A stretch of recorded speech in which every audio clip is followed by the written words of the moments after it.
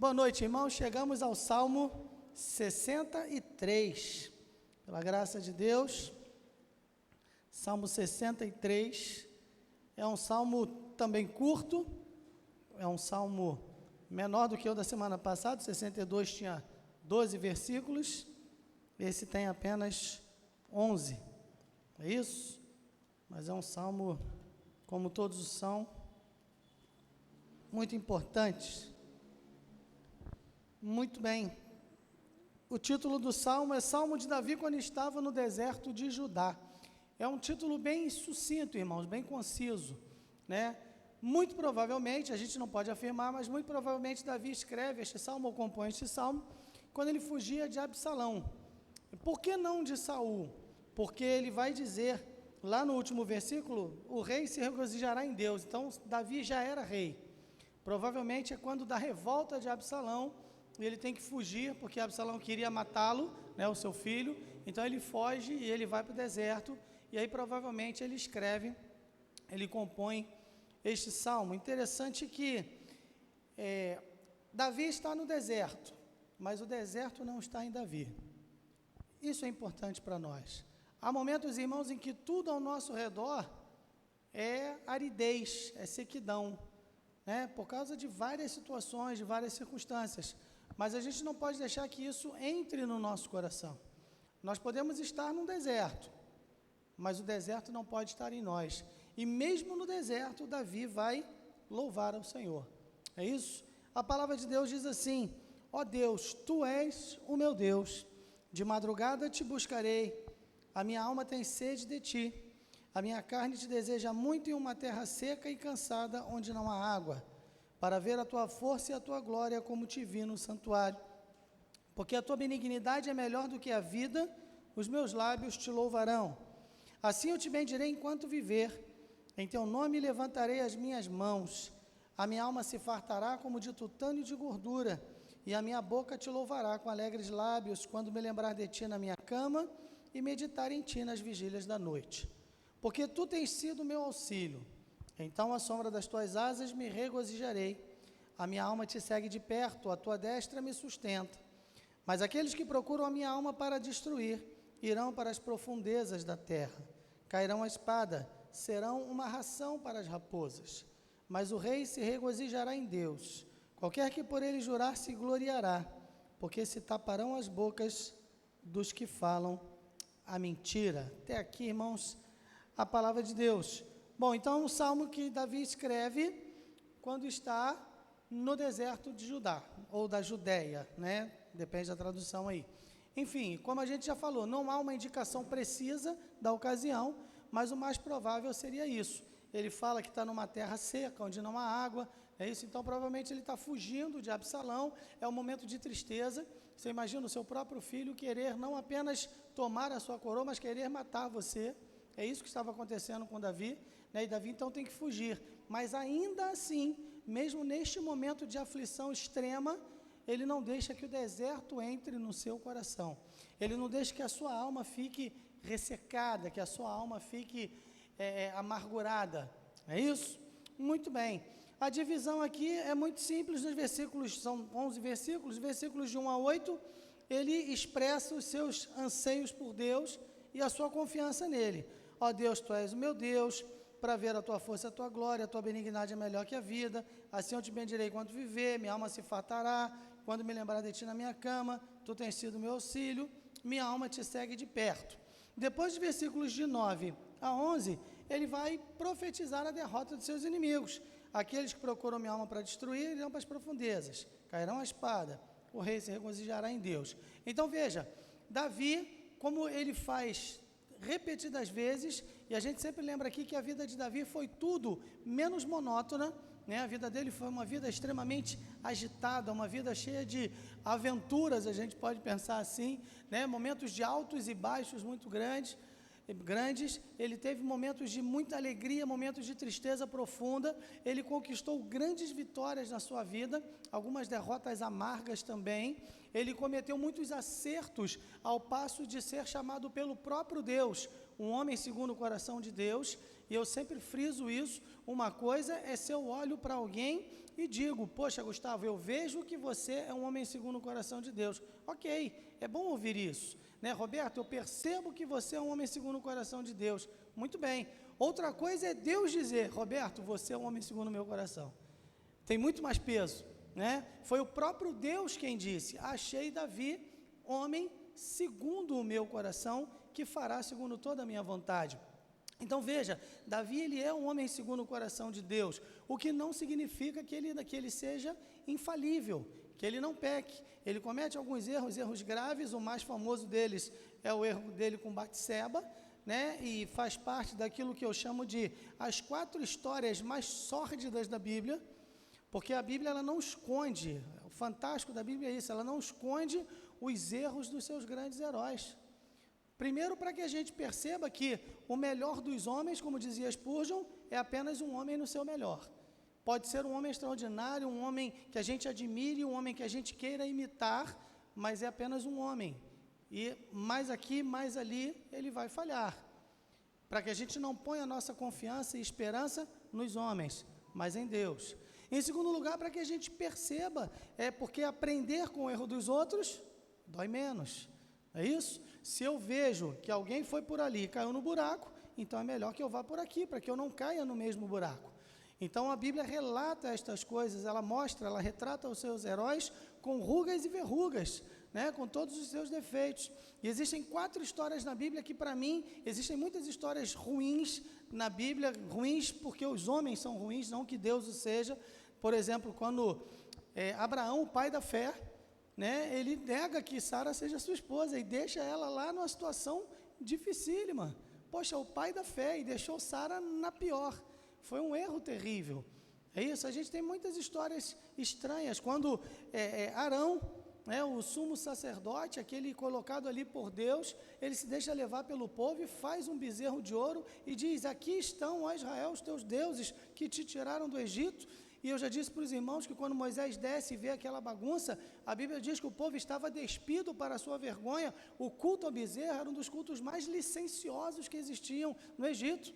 Era uma verdadeira orgia que acontecia ali. Então Arão se presta a esse tipo de papel. É uma história terrível, mas existem 4 que são das piores para mim. É a história de Davi com Batseba, que é um homem segundo o coração de Deus. Ele vive aquilo que diz o Salmo, um abismo chama outro abismo. Ele vê a mulher, ele cobiça, mandaram dizer, olha, não é a mulher de Urias, ou seja, não é casada, mas ele traz a mulher assim mesmo, deita com a mulher engravida, ele manda colocar o marido dela na frente da batalha para o cara morrer. Isso é uma história terrível, irmãos. Um homem segundo o coração de Deus, mas serve de alerta para você e para mim. Porque se Davi, que era um homem muito melhor do que eu, em todos os aspectos que eu possa imaginar, Davi era melhor do que eu. Se caiu nessa falha, eu tenho que tomar cuidado, porque eu posso estar mais perto de cair do que eu penso. Aquele, pois, que julga estar em pé, olhe para que não caia. É isso? Existem outras 3 histórias que são terríveis. A história das filhas de Ló, quando embebedam o pai e engravidam do próprio pai. É isso? É uma segunda das 4 que eu chamo de piores. A história de Judá e Tamar, quando ela engravida do próprio sogro, e a história da concubina de Mica, do levita, lá em Juízes, capítulo 19 e 20, em que uma tribo quase toda é exterminada por causa da loucura do ser humano. Domingo que vem, é o último domingo que eu vou estar com os irmãos, antes de ter que me afastar para a cirurgia, então a gente não vai fazer Abacuque, porque é uma sequência. Eu devo falar sobre uma dessas histórias, porque elas estão fervendo na minha mente, ao longo dessa semana, e são histórias terríveis. Mas veja, Davi, como eu disse, ele é um homem que tem essa vida agitada e conquista grandes vitórias e sofre derrotas terríveis, erros horríveis, quando, por exemplo, ele manda numerar o povo porque a vaidade sobe ao seu coração, e milhares de pessoas morreram por causa do erro de Davi. Perceba, irmãos, Davi é um homem em muitos aspectos diferentes de nós, mas em muitos aspectos igual a qualquer um de nós. É um homem com as suas paixões, com os seus erros de avaliação, com os seus impulsos da carne, e ele dá lugar a isso e paga muito caro. O problema é que Davi era um rei, e nós não somos. Quanto mais alto a pessoa está, a posição mais elevada, o que ela faz repercute mais, né? Então é assim, Davi era o rei, o que ele fez repercutiu sobre todo o reino. E eu tenho certeza que nenhum de nós gostaria de saber que daqui a 3.000 anos, os nossos erros vão estar sendo comentados como de Davi é comentado até hoje, né? Mas Davi, ele tem essa vida agitada, e aí ele, embora ele erre, embora ele chore, embora ele sofra, ele não deixa que o deserto entre no seu coração. Essa é a grande lição, é isso, entre outras coisas, que faz de Davi um homem segundo o coração de Deus. Existem muitas coisas. Pode ser que um dia a gente faça uma série de mensagens estudando a vida deste grande homem. Mas o fato é que ele não deixa que o deserto tome conta do seu coração. Às vezes, você e eu somos culpados de nos deixar vencer pela amargura. A amargura é algo muito ruim. A amargura pode vir por causa de um erro do passado, pode vir por causa de um problema de um relacionamento com o cônjuge, com os pais, com os irmãos, com os filhos, não sei. Tem gente, irmão, que cultiva a amargura, né? Às vezes nós passamos por uma e ficamos meio amargos mesmo, por uma série de circunstâncias, mas a gente não pode cultivar isso. Nós devemos orar como M. Carmichael orava: Senhor, Tu me livraste da tristeza do inferno, livra-me agora da escravidão da amargura. Não deixa, Senhor, que eu fique amargo, que eu fique amarga, né? M. Carmichael era uma mulher. Não deixa que eu fique amarga. E essa deve ser a nossa oração diária. Só no título, Davi já nos ensina isso. Ele estava no deserto, mas o deserto não estava nele. E por causa disso, pela fé, ele já prevê, ele antevê a vitória que virá no tempo do Senhor. Ok? Algumas lições aqui para a gente pensar nesse salmo. No versículo 1, ó Deus, Tu és o meu Deus, de madrugada te buscarei, a minha alma tem sede de Ti, a minha carne te deseja muito em uma terra seca e cansada, onde não há água. Enquanto o nécio diz, o que o nécio diz? Diz o nécio no seu coração, não há Deus. É um dos salmos que a gente já viu. Enquanto o nécio diz, não há Deus. Enquanto os pagãos dizem, há muitos deuses, o crente diz, ó Deus, Tu és o meu Deus. Nós não temos vários deuses, nós não acreditamos em vários deuses, acreditamos num único Deus. E é precioso, irmãos, podemos usar este pronome possessivo. Ó Deus, Tu és o meu Deus. Isso fala de relacionamento pessoal com o Senhor. É um privilégio, né? O meu irmão é deputado, o meu pai é presidente da multinacional, o meu filho é diretor de uma grande empresa, a minha mãe é advogada muito reconhecida. Ok, tudo isso é bom, mas o meu Deus, o Senhor do universo, Criador de todas as coisas, é o meu Deus. Eu posso não ter, eu, André, posso não ter e não tenho nenhum parente famoso, nenhum parente importante, mas eu tenho o meu Deus. E nos momentos de deserto, é bom que você se lembre disso. Ó Deus, Tu és o meu Deus. Mas ele diz mais assim, ó, ele diz ainda, de madrugada te buscarei. De madrugada aí, em algumas traduções, a gente vai ver cedo te buscarei, né? Cedo, porque de madrugada é cedo. Nós temos que buscar a Deus cedo, com respeito à vida, ou seja, no início da nossa vida. Jovens, vocês que estão aqui, né, que ainda não chegaram aos 20 anos, ou que têm 20 e poucos anos, são jovens ainda, é hora de buscar a Deus com respeito à vida. Ah, pastor, mas eu não fui criado na igreja, eu cheguei na igreja com 50 anos, então o cedo na sua vida é agora, com 50 anos. Ou seja, é agora, é buscar a Deus cedo com respeito à vida. É buscar a Deus cedo com respeito à diligência. O que é diligência, irmãos? Sabedoria. O que mais? Podem falar, sem medo. Sabedoria, inteligência, o irmão Sinéres falou. O que mais? Diligência. Quando fala fulano é diligente, o que isso significa? Cuidadoso? O que mais? Fidelidade? Vamos pensar assim, naqueles filmes de faroeste, não é isso? Para levar o ouro de uma cidade para outra, eles iam aonde? Na diligência. Quando a polícia vai sair numa missão, ela sai em diligência. Diligência tem a ver com rapidez, tem a ver com prontidão. Porque na época das diligências, aliás, tem até um filme de faroeste de 1900 Guaraná com rolha, né? Antigo é beça, no tempo das diligências, não é isso? Era o transporte mais rápido que existia no oeste.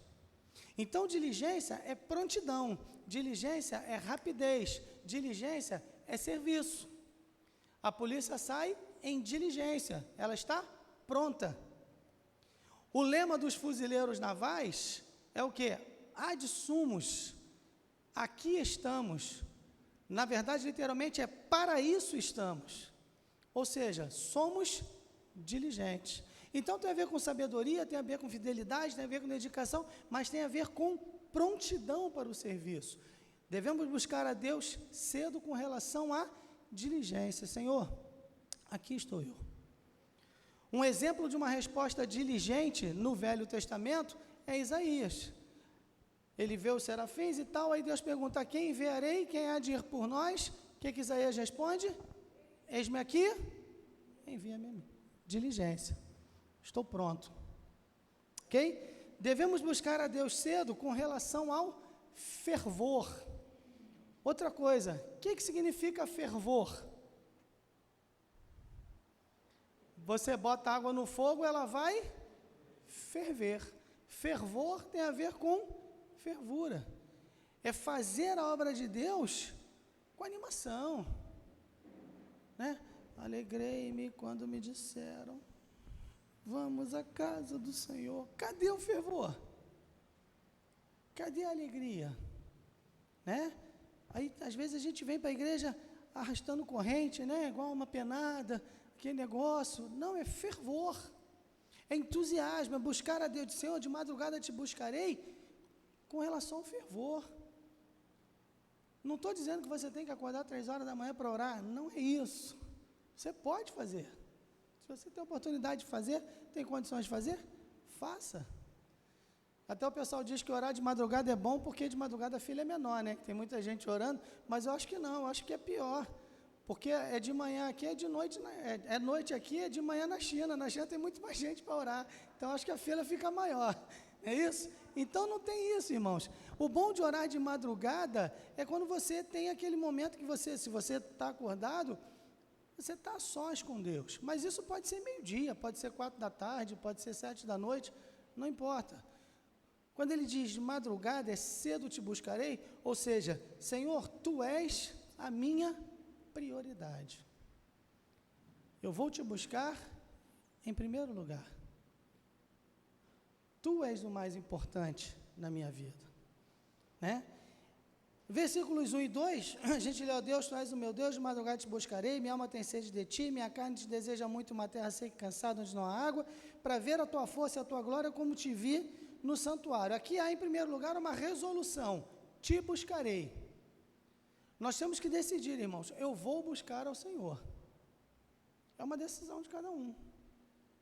Eu vou buscar, eu vou me dedicar. Não é isso? Existe aqui uma prontidão, quando ele fala de madrugada, é a diligência.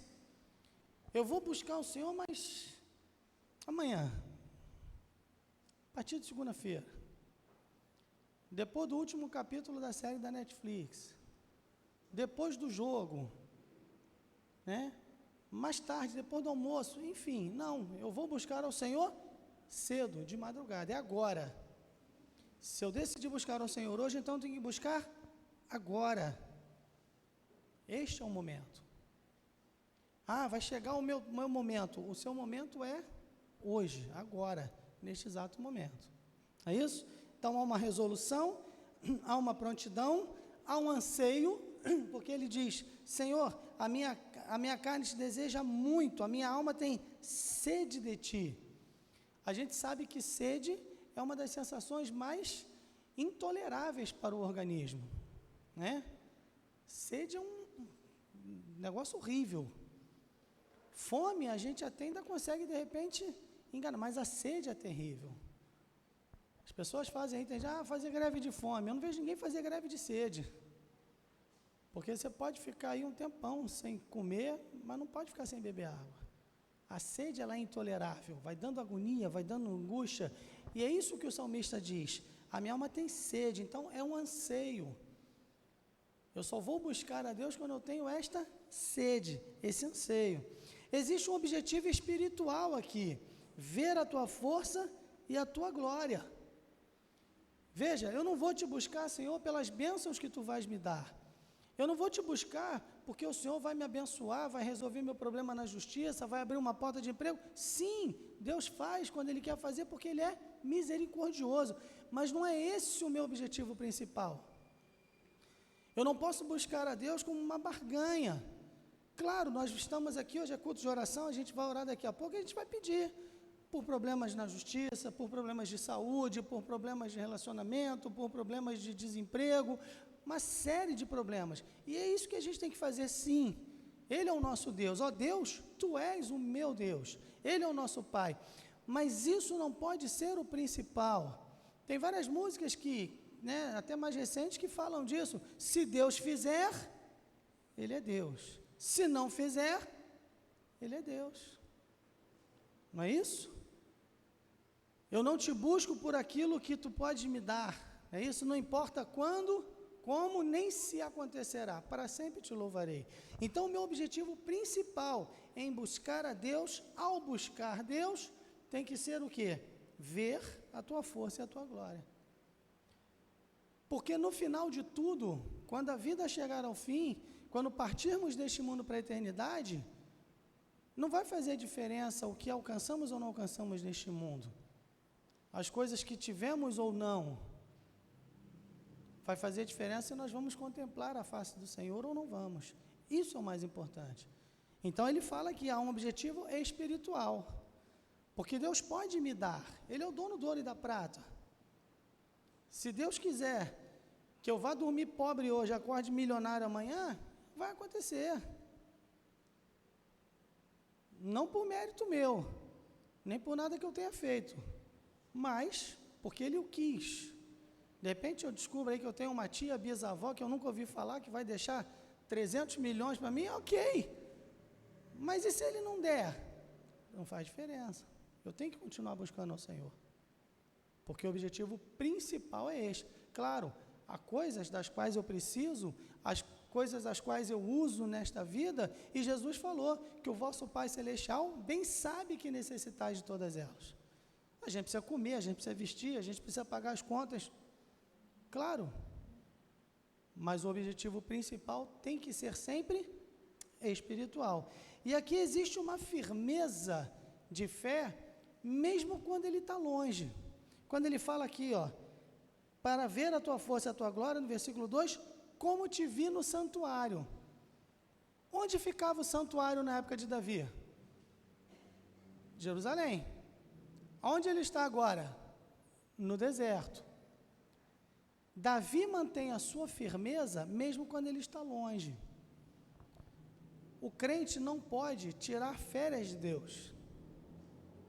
A gente pode tirar férias do trabalho, e aí vai passear, vai na casa de um parente, vai lá na Paraíba, na casa do papai, ô coisa boa, não é isso? Vai em São Paulo, vai na China, vai na Lua, vai em Araruama, não tem importa. Você está de férias, você vai passear com a família, ótimo, mas a gente é crente nessa hora também. Tem gente que tira férias do trabalho, ou da escola, ou sei lá do que, e tira férias de Deus. Não, Davi não. Eu mesmo longe, eu quero ter aquela mesma comunhão que eu tinha quando eu estava lá no santuário. Ou seja, trazendo para os dias de hoje, eu não sou crente só de domingo. Eu sou crente todo dia. Quando eu estou aqui na igreja, porque afinal de contas, ser crente na igreja é a coisa mais fácil que tem.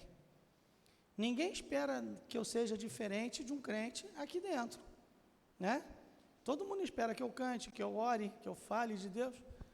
Lá fora é que eu tenho que ter esse desejo de ver a mesma glória que eu via no santuário. Ok?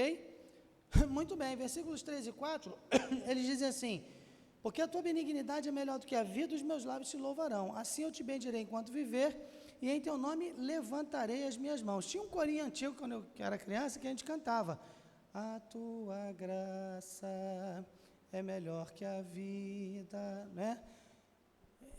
Meus lábios te louvam, bendizer-te-ei, e em teu nome minhas mãos levantarei. Quando alguém consegue dizer a tua benignidade ou a tua graça é melhor do que a vida, essa é a declaração daquele que venceu a vida. A tua graça, Senhor, é melhor do que a vida. O apóstolo Paulo, no final da sua vida, né, ele fala: combati o bom combate, acabei a carreira, guardei a fé. É um homem que olha para baixo, olha para a sepultura e diz: onde está a morte, é a tua vitória. A graça de Deus é maior do que a vida para ele. No Velho Testamento, a gente acabou de ver aos domingos uma mulher que entendeu isso, a rainha Esther, quando ela fala: se perecer, perecer. Quando eu entendo que a graça de Deus, a benignidade de Deus é melhor do que a vida, eu posso até morrer fisicamente, mas nada me tira isso. Quem me separará do amor de Cristo? Será tribulação, angústia, perseguição, fome, nudez, perigo ou espada? Que estou certo que nem morte, nem vida, nem anjos, nem principados, nem coisas do presente, nem do porvir, nem altura, nem poderes, nem profundidade, nem nenhuma outra criatura nos poderá separar do amor de Deus que está em quem? Cristo Jesus, o nosso Senhor. Quando eu entendo que esta benignidade é maior do que a vida, então eu louvo. E aí diz mais: eu te bendirei enquanto viver, e eu em teu nome levantarei as minhas mãos. Vamos pensar um pouquinho aqui sobre levantar as mãos. Tem gente que quando canta levanta a mão. Tem gente que quando canta não levanta a mão. Isso não é o importante. Você pode levantar a sua mão quando canta ou pode não levantar. Mas o que significa? Por quê? Quem levanta a mão, por que levanta a mão? O que significa levantar as mãos ao cantar? Estender a mão a Deus. O que mais? Gratidão. O que mais? Reverenciar. O que mais? Postura diante de Deus. Felicidade. O que mais? Tem uma palavra que eu estou querendo ouvir. Exaltar. Uma palavrinha com R. Receber. Reverência. Quem falou? Render graças. É rendição. Quando você está andando na rua, se nunca aconteceu com você, tomara que não aconteça, né? Alguém chega assim e fala assim: perdeu. O que você faz? Não é isso? Eu me rendo. Adorar a Deus e erguer as mãos: Senhor, eu me rendo diante de Ti. Eu me rendo. Eu me entrego. Quando alguém aponta uma arma para você e você levanta a mão, você está dizendo: eu não tenho condições de enfrentar você. Não é isso? Quando você voluntariamente ergue as mãos diante de Deus: Senhor, eu me rendo, eu me entrego, eu me submeto. Eu não tenho condições de enfrentar o Senhor e eu nem quero. Aí entra tudo que os irmãos falaram: adorar, reverenciar, agradecer, tudo isso. Mas no primeiro momento, o erguer as mãos é o quê? Rendição. Aí veja, o salmista disse: a tua graça ou a tua benignidade é maior do que a vida. Volta lá um pouquinho, no 3, por favor. Os meus lábios te louvarão. Aí ele continua: assim eu te bendirei enquanto viver. Em teu nome levantarei as minhas mãos. Eu me rendo. Eu me entrego. eu me submeto. Erguer as mãos é submissão, não é? É submissão. Por isso que tem que ser espontâneo. Você pode erguer as suas mãos quando canta, ou pode não erguer. É um momento seu com Deus. É um momento seu com Deus. A pessoa que dirige o cântico, o período de louvor, o hino, seja lá o que for, ela está ali conduzindo, é como se fosse um músico mor, né? No salmista. Mas não pode ser um animador de auditório. Agora para lá, agora para cá. Aí vira o quê? Estádio de futebol, né? À esquerda, à direita. Não é assim. Porque aí a coisa não fica espontânea. Aí a coisa vira, né, um movimento de rebanho. Todo mundo vai, eu vou. Por isso que eu sempre digo, quer bater palma na hora do cântico? Pode bater. Pastor, por que você não bate palma? Me perguntaram isso. Foi porque eu sou sem ritmo. Aí vai ficar aquela plá, plá, plá, plá. Então é melhor não bater para não atrapalhar. Pode bater. Pode bater. Não quer bater? Não precisa bater. Quer levantar a mão? Levanta a mão. Não quer levantar a mão? Não levanta a mão. Mas tem que ser espontâneo diante de Deus. É o seu momento com Deus. A gente está louvando como congregação, como corpo, mas é o seu momento ali com Deus. E cada um tem um momento, está passando por um momento diferente. Embora nós sejamos juntos, são momentos diferentes que cada um está vivendo, né? Por isso que eu não gosto quando alguém está dirigindo e fala assim, olha para o seu irmão agora, dá um sorriso para ele. Não quero. Não quero. Rir de quê? Estou com dor de cabeça, meu cabelo está caindo, minha perna está doendo, minha vista está embaçada, perdi meu emprego, briguei com meu chefe, minha mulher está chateada comigo, meu marido não sei o quê, meu filho está me dando problema. Eu não quero rir. Eu estou chateado à beça. Eu estou triste. Na verdade, eu estou com vontade de chorar. Então chore, mas faça isso diante do Senhor. Nem todo culto é uma celebração. Já falei isso para os irmãos. Então, às vezes, a pessoa vem para a igreja, ela está com o coração entristecido. E aí fica uma pessoa na frente falando, e agora? Crente não é maluco. Crente não é bobo alegre, não tem que ficar rindo o tempo inteiro. O povo de Deus tem todos os motivos para ser o povo mais feliz do mundo, mas nem sempre está a fim de rir. Às vezes passou um dia daqueles que deu tudo errado. Sabe, irmãos, é que você acorda de manhã, acorda atrasado, sai correndo, vai tomar banho, o chuveiro queima, a água está gelada, você se arruma, vai se arrumar, dá uma topada no dedinho, aquela topada no dedinho dá dor dos 3 segundos. Na hora que você bate, 3 segundos depois aquela dor sobe, aí você já vai mancando para o trabalho, aí você chega, o carro não pega, você vai pegar o ônibus não para, e quando vem o outro, vem cheio a beça, você chega atrasado, o chefe briga contigo, dá tudo errado o dia inteiro, você volta para casa, mais engarrafamento, chega em casa, a luz ainda não voltou, está chovendo, está mais frio do que de manhã, e a água é gelada, aí você vai dormir feliz porque o dia acabou, chega, né? Agora só amanhã, chega.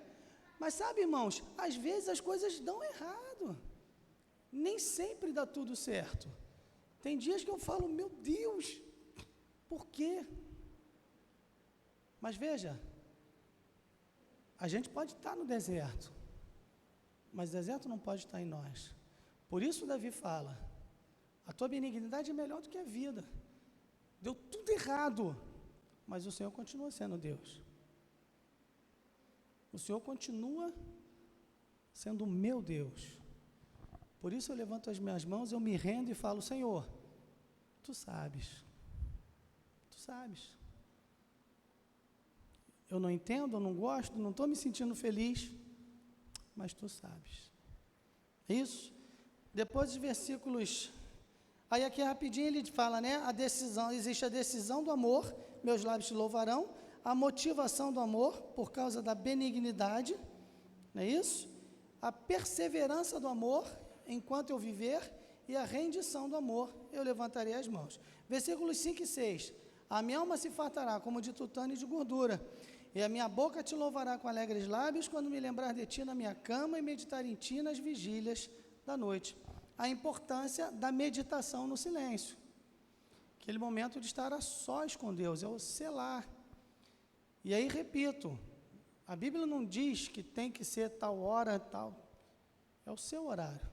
Como eu já falei várias vezes, tem pessoas que acordam de manhã com todo o gás e à noite chegam em casa igual um zumbi.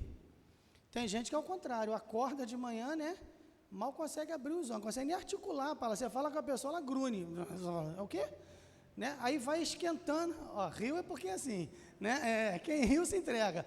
Né? Tem gente que acorda devagar. Não é isso, Júlio? E aí vai esquentando ao longo do dia, igual o carro a álcool antigamente. Quando lançaram o carro a álcool, né, você tinha que ligar, deixar ele ligado para poder esquentar o motor e tal. E vai aquecendo. E chega no final do dia com todo o gás. Então, escolha o seu melhor momento. Você não tem que separar esse momento, tem que ser à noite, tem que ser de madrugada. Agora, se você tiver de madrugada, tiver sem sono por qualquer motivo, ao invés de ficar jogando no celular, ao invés de ficar navegando na internet, vai falar com Deus. É um bom momento. Você está acordado mesmo, né? Por uma razão ou outra, você está sem sono, aproveita esse momento para falar com Deus. Coloca diante de Deus que vai no seu coração, suas alegrias, suas tristezas. A importância da meditação no silêncio. Por quê? Porque isso a minha alma se fartará como de tutano e de gordura. Isso vai fortalecer a tua alma e vai facilitar, né, os seus lábios de louvar a Deus com alegria. Depois, no versículo 7, ele diz assim: porque tu tens sido o meu auxílio, então, à sombra das tuas asas, me regozijarei. Uma resolução bem fundamentada. Sobre o que ela é baseada? Sobre o fato de que Deus é auxílio. Não é isso? Como ela é expressa? Como é que eu expresso essa resolução? Exatamente, me regozijando à sombra das asas de Deus. Tem uma música antiga que diz: Deus cuida de mim, às sombras das suas asas, Deus cuida de mim. Né? É aquela ideia da mãe que protege os seus filhotes, né? Que abre as asas e os filhotinhos, né, vêm para perto da mãe. Ali eles ficam aquecidos, protegidos, se sentem seguros. É quando eu corro para Deus, e Deus me abriga à sombra das suas asas.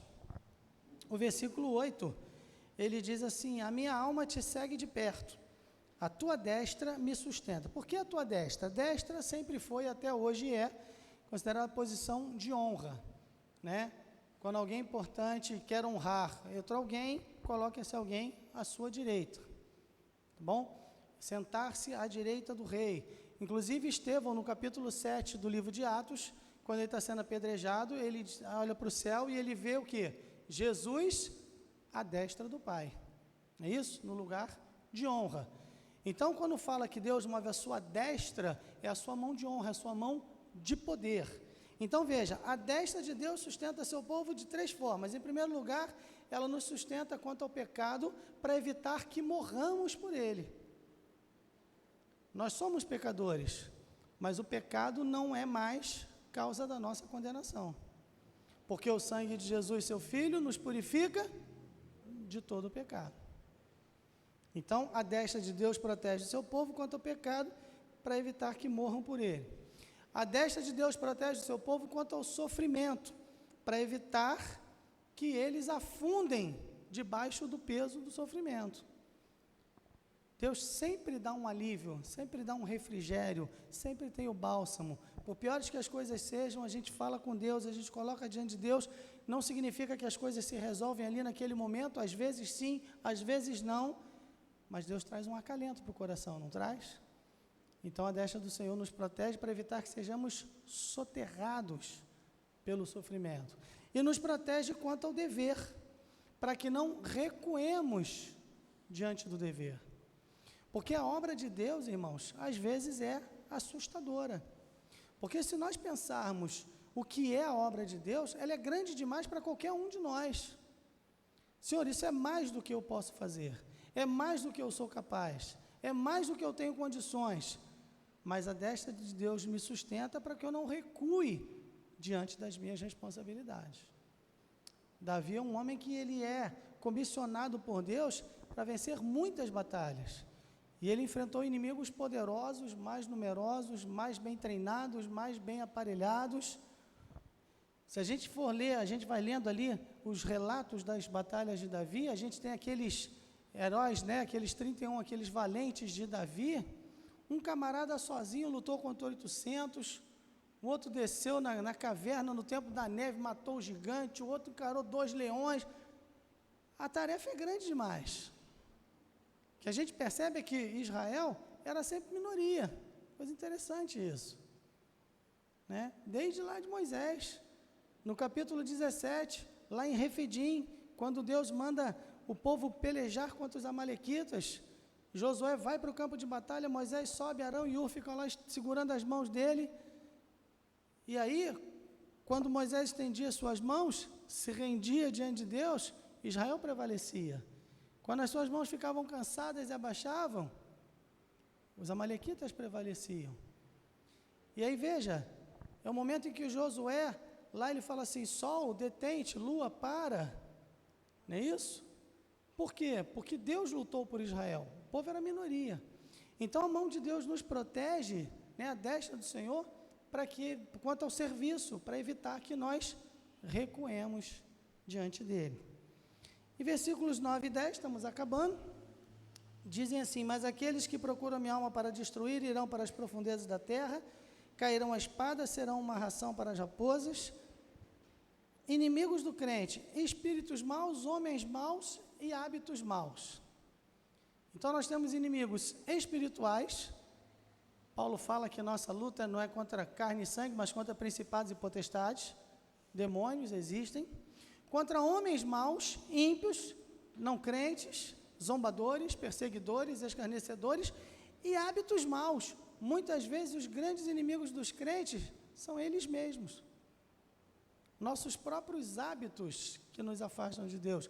Aliás, Tiago fala isso, ninguém ao ser tentado diga de Deus sou tentado, porque Deus a ninguém tenta e não pode ser tentado por ninguém, mas cada um é tentado pela sua própria concupiscência, e a concupiscência, ela gera o pecado, e o pecado traz a morte.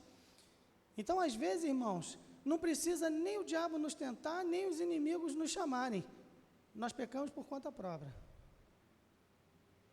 Espíritos maus, homens maus e hábitos maus. Precisamos vigiar nessas 3 dimensões, não é isso? Sua intenção, sua queda e seu destino. Está aqui, né? Irão para as profundezas, cairão a espada, serão uma ração para as raposas. Finalmente, versículo 11 diz, mas o rei se regozijará em Deus, qualquer que por ele jurar se gloriará, porque se taparão as bocas dos que falam a mentira. 3 tópicos principais aqui. Alegria verdadeira. O rei se regozijará em Deus. A verdadeira alegria, a verdadeira felicidade está em Deus. Lloyd Jones dizia sempre, ele repetia isso muitas vezes em vários sermões dele, em vários livros dele, ele dizia que o homem muitas vezes ele não encontra a felicidade porque ele busca a felicidade em si mesma. A felicidade não é algo para ser buscada em si mesma. A felicidade verdadeira, ela é um subproduto do meu relacionamento com Deus. O homem que tem bom relacionamento com Deus, ele é feliz. Não significa que ele está feliz o tempo inteiro. Há dias bons e ruins. Tempo de sorrir e tempo de chorar. Mas ele é feliz, essencialmente, no seu interior. Ele tem a felicidade verdadeira. Agora, os homens não conhecem a Deus, eles ficam buscando a felicidade.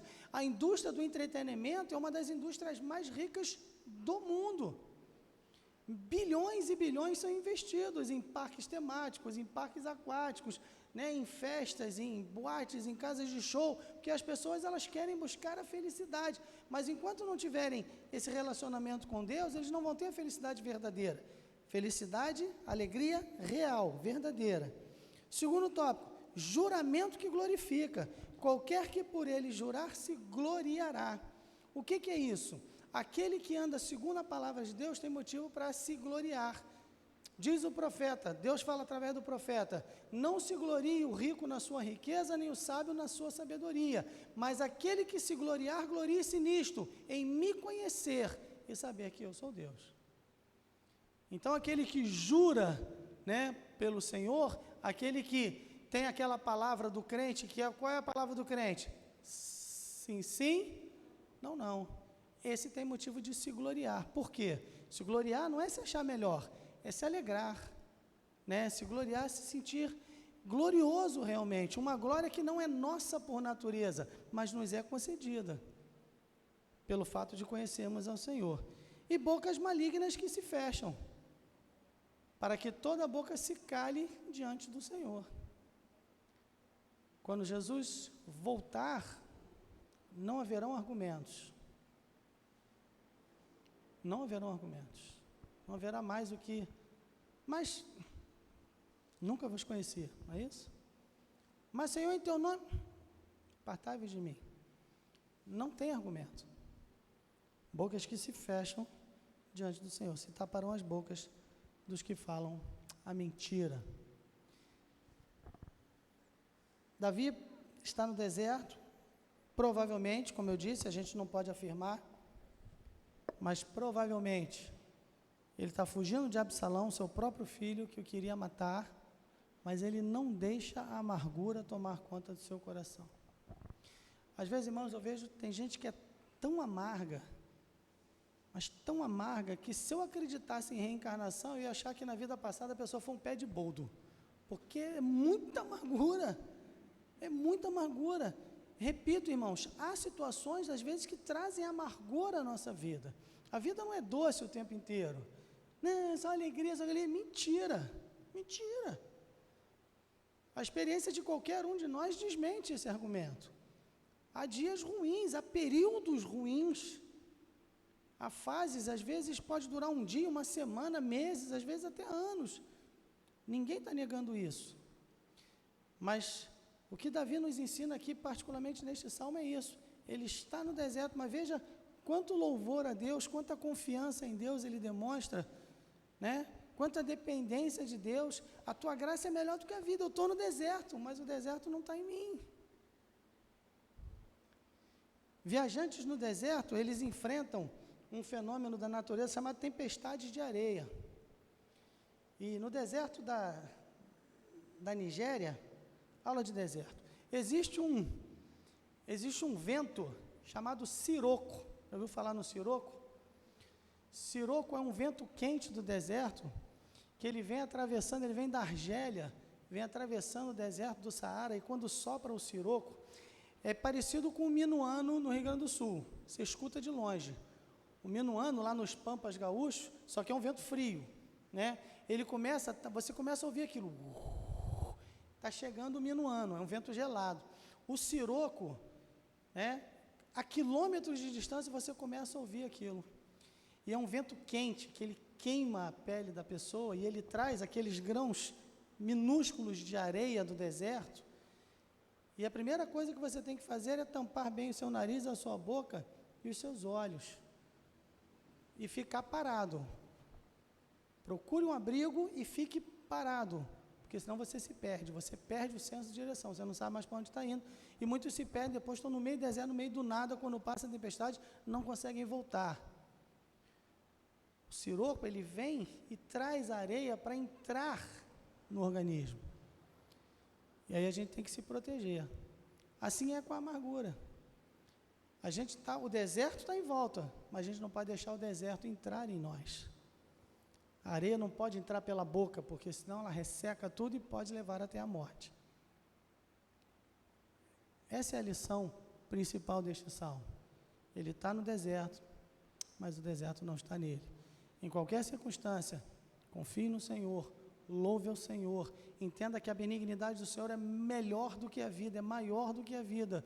Erga suas mãos em rendição, espere dias melhores no Senhor, aguarde o tempo dele agir e não deixe a amargura tomar conta do seu coração. Amém?